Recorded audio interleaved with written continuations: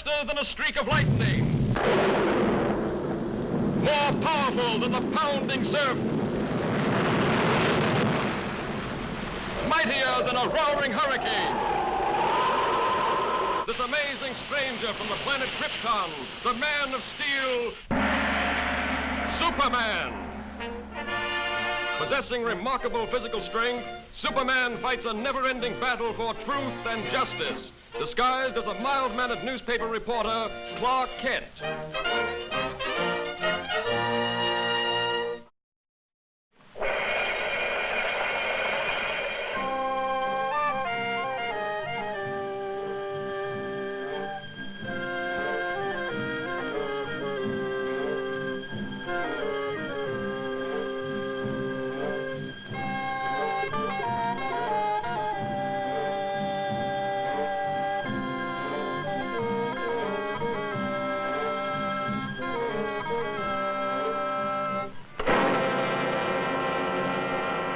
Dr. Jordan.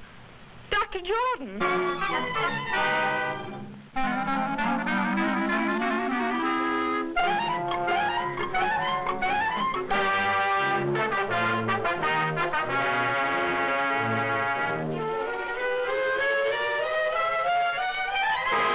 You deny poisoning Dr. Jordan, yet you admit these fingerprints are yours. Yes, but you don't... That's all.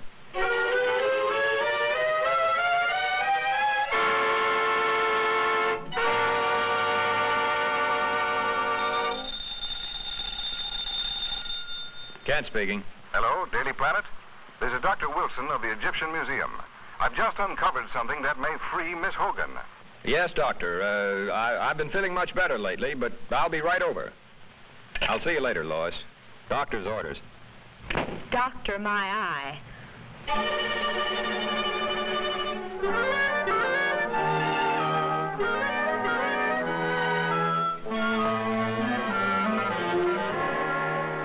Dr. Jordan was the world's foremost student of hieroglyphics. Most of our priceless specimens were brought back by him, even the mummy of King Tush. Among his possessions, I uncovered this ancient Egyptian tablet and find it to be a secret curse of the tomb of King Tush. He who disturbs the eternal sleep of King Tush shall perish. This tablet may well be Miss Hogan's passport to freedom. Come with me, please.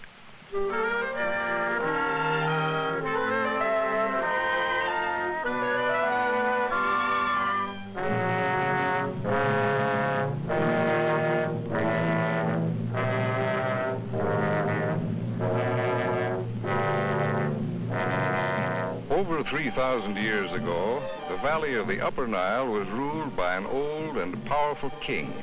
He had been warring with the Lower Nile for many years, and just before the old king died, he called his son to him, a young boy of 12.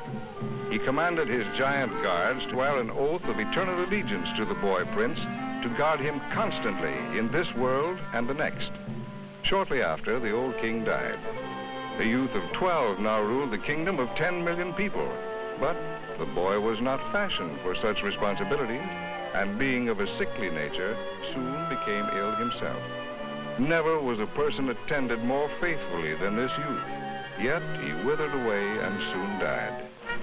True to their oath of allegiance, each of the royal guards drank poison, so that they might continue to protect the spirit of their young king in the Valley of the Dead.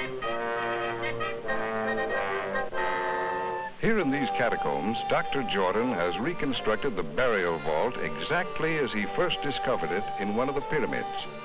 Working for years in absolute and frenzied secrecy, he finally duplicated an ancient mystic formula, which he called the fluid of life. Just before he was found dead, Dr. Jordan had inoculated each of the mummies of the giant guards. They were supposed to return to life, but somehow the test failed. Dr. Jordan was found here at the feet of King Tush. The rest you know.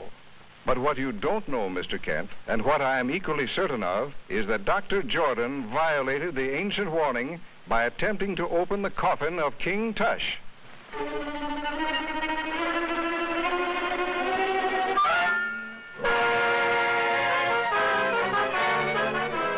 poisonous needle.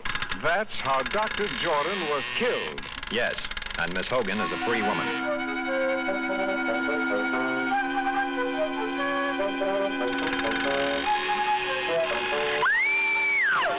Lois!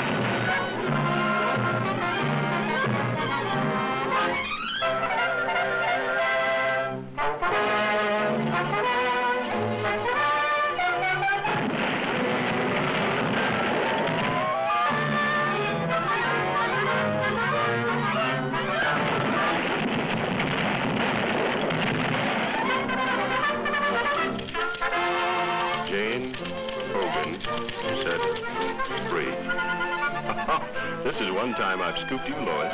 Yes, lucky for you, I was hurt. Incidentally, who told you I was at the museum? My mummy done told me.